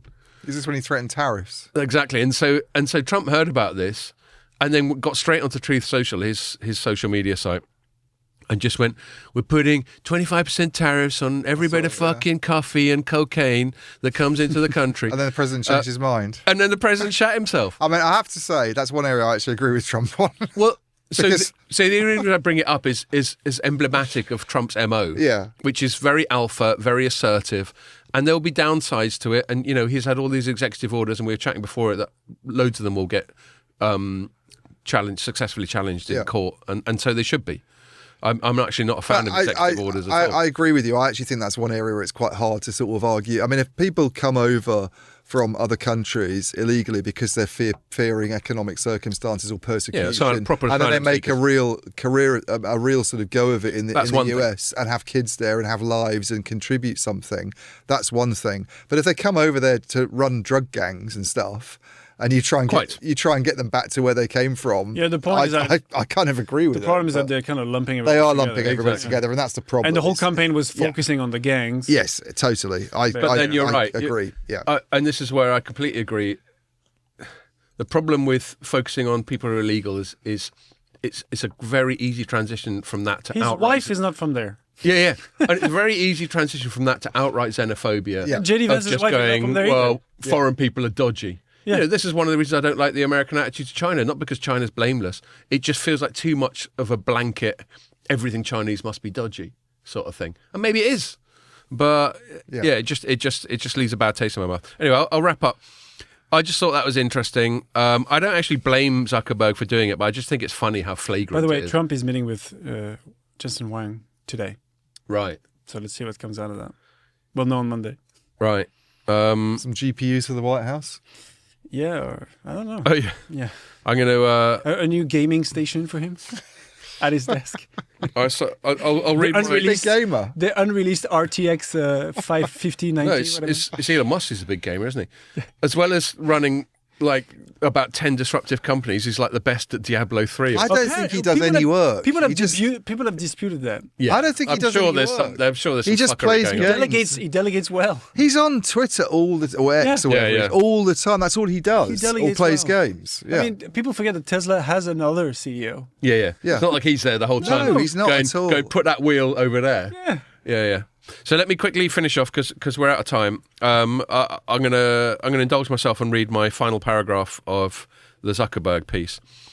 So in reference to Zuckerberg sort of bribing Trump to cut him some slack and to basically placate him for persecuting him for 2 years, because I don't agree with what Meta did, kicking him off for 2 years.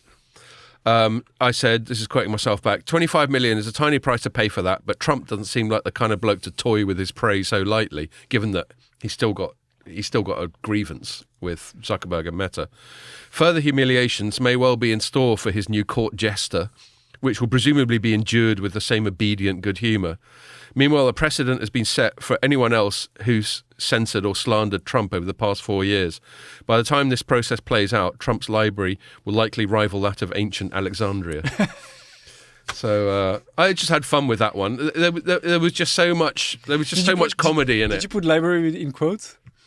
No, I didn't. You I didn't. should. Yeah.